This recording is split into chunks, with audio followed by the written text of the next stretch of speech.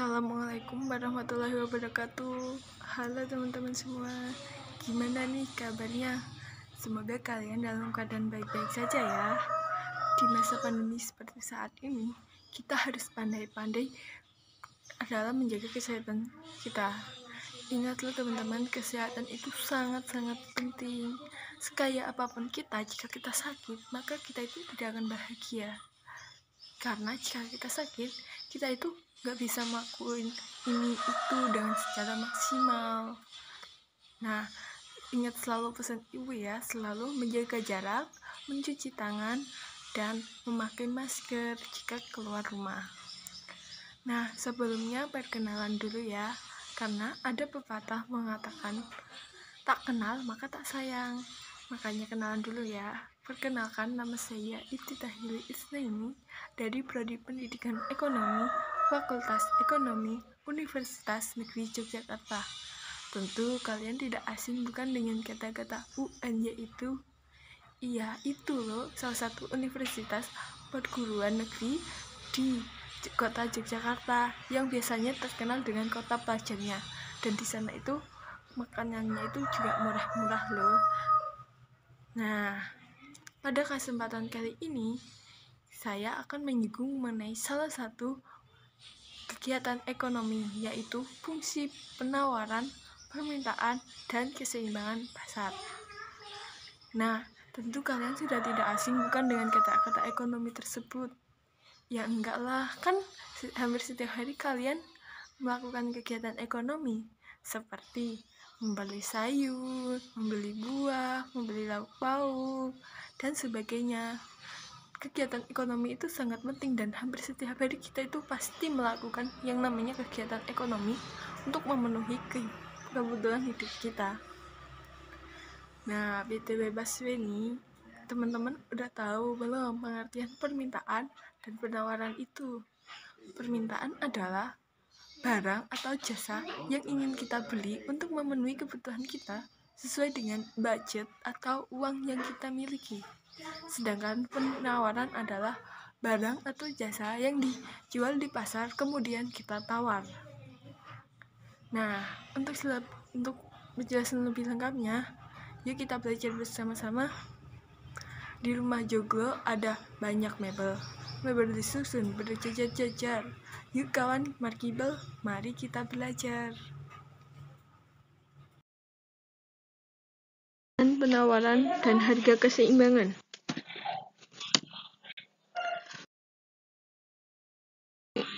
Fungsi permintaan adalah suatu fungsi yang menunjukkan hubungan antara kuantitas barang atau jasa yang diminta oleh konsumen dengan harga barang atau jasa tersebut.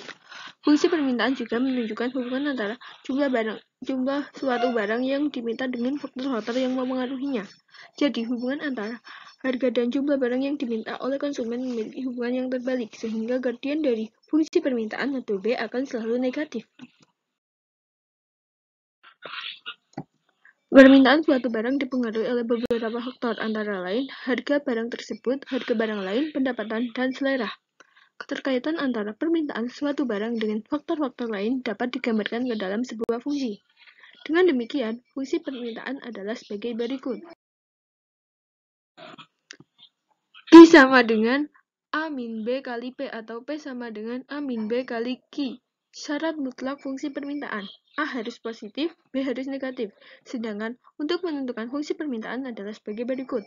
P min P1 per P2 min P1 sama dengan Q min Q1 per Q2 min Q1 atau P min P1 sama dengan P2 min P1 per Q2 min Q1 dikali Q min Q1. Q adalah quantity atau jumlah barang, P adalah price atau harga, A dan B adalah konstanta, P1 adalah harga barang pertama, P2 adalah harga barang kedua, Q1 adalah jumlah barang pertama, Q2 adalah jumlah barang kedua. Di mana Q min Q1 per Q2 min Q1 adalah P. Fungsi penawaran. Fungsi penawaran adalah suatu fungsi yang menunjukkan hubungan antara harga barang atau jasa yang di pasar yang ada di pasar dengan kuantitas penawaran yang ditawarkan oleh seorang produsen. Fungsi penawaran digunakan oleh produsen dengan tujuan untuk menganalisa kemungkinan banyaknya barang yang akan diproduksi. Jadi, dalam fungsi penawaran antara harga barang dan jumlah barang yang ditawarkan oleh produsen memiliki hubungan positif. Karenanya, gradien B dari fungsi penawaran selalu positif.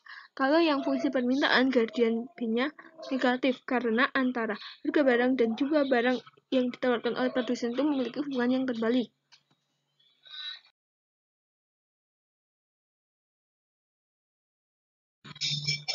Penawaran suatu barang dipengaruhi oleh berbagai faktor, antara lain harga barang tersebut, teknologi, pajak, dan subsidi. Untuk mengetahui keterkaitan antara penawaran suatu barang dengan faktor-faktor lain dapat digambarkan ke dalam sebuah fungsi.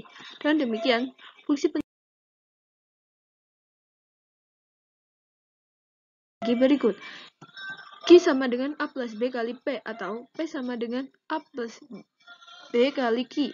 Syarat fungsi penawaran. A boleh positif dan boleh negatif, B harus positif. Sedangkan untuk menentukan fungsi penawaran, caranya sama dengan fungsi permintaan, yaitu P min P1 per P2 min P1 sama dengan Q min Q1 per Q2 min Q1.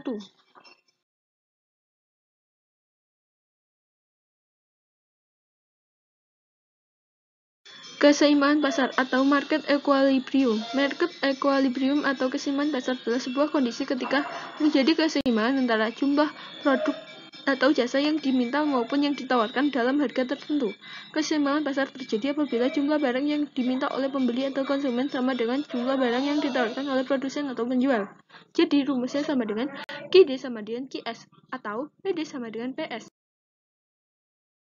Contoh soal, pada harga Rp10 per unit, jumlah barang X yang diminta 10 unit dan yang ditawarkan oleh produsen barang X tersebut 15 unit. Sedangkan pada harga Rp8 per unit, jumlah barang yang diminta 16 unit dan yang ditawarkan adalah 19 unit.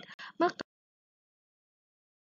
masalah tersebut tentukan fungsi permintaan, fungsi penawaran, harga dan jumlah barang keseimbangan pasar barang X.